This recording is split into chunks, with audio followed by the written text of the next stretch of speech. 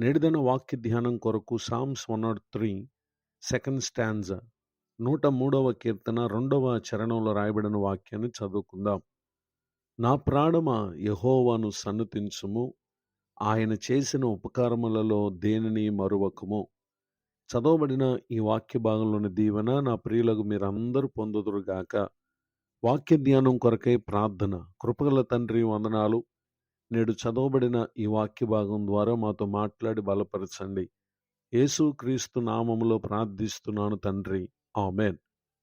చదవబడిన ఈ వాక్య భాగంలో మన ప్రభు అయిన యేసు క్రీస్తు వారు ఆయన మన జీవితాలలో ఉపకారములను ఆయన చేసి ఉన్నారు. అనగా అనేక మంచి కార్యములు ఆయన ద్వారా మన జీవితాల్లో మనం పొంది ఉన్నాం గనుక ఆయనను సన్నుతించుట అనేది మన జీవితానికి ఎంతో ప్రాముఖ్యమైనటువంటి పని. ఈ విషయాన్ని కీర్తనాకారుడు తన ప్రాణముతోనే వ్యక్తిగతంగా తెలియచేసుకుంటున్నటువంటి మాటను ఇక్కడ మనం చదువుకుని ఉన్నాం.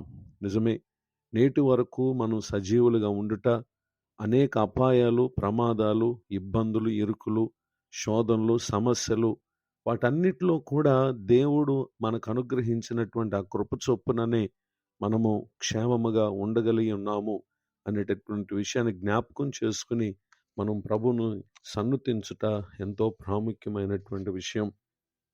డ్యూట్రానమీ చాప్టర్ 1 వర్డ్స్ 30-31, ద్వితీయోపదేశ కాండము 1వ అధ్యాయము 30-31 వచనాల్లో రాయబడిన వాక్యాన్ని మనం చదివినట్లయితే, మీకు ముందర నడుచుచున్న మీ దేవుడైన యెహోవా మీ కన్నుల ఎదుట ఐగుప్తులోను అరణ్యములోను మీ కొరకు చేసినట్టు మీ పక్షముగా యుద్ధము చేయును.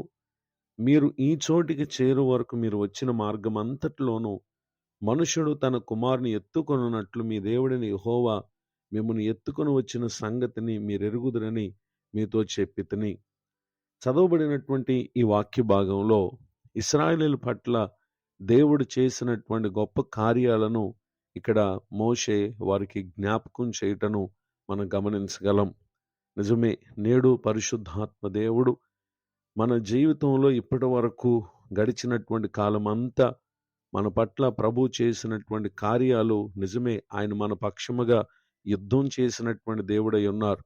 అంత మాత్రమే కాదు, నేటి దినం వరకు మనము ఈ స్థితికి చేరు వరకు ఆయనే మన మార్గమంతట్లో మనుషుడు తన కుమారుని ఎత్తుకున్నట్లు మన దేవుడైన యెహోవా మనలను ఎత్తుకుని వచ్చారు గనుక ఎన్నెన్నో పరిస్థితులను మనం దాటుకుని ఈ దినం ఆయనను సన్నుతించేటటువంటి వారినిగా పరిశుద్ధాత్మ దేవుడు చేసి ఉన్నారు.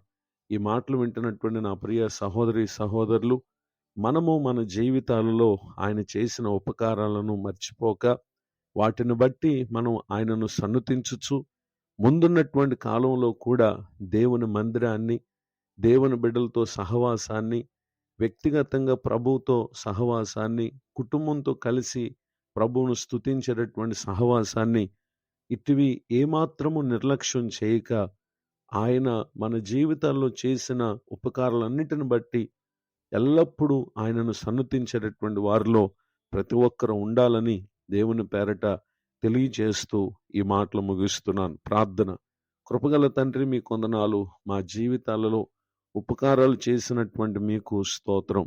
దైవజనులను, వారి కుటుంబాన్ని, సేవా పరిచర్యను ఆశ్చర్యకరమైన రీతిలో మీరు తోడుగా ఉండి నడిపించినందుకు స్తోత్రం. నూతన సంవత్సర దయాకిరీటాన్ని దినం పొందిన మా ప్రియుల జీవితాల్లో గడిచిన కాలమందు ఎన్నెన్నో విపత్తుల నుండి, అపాయాల నుండి, కీడుల నుండి తప్పించి కాపాడినందుకు స్తోత్రం.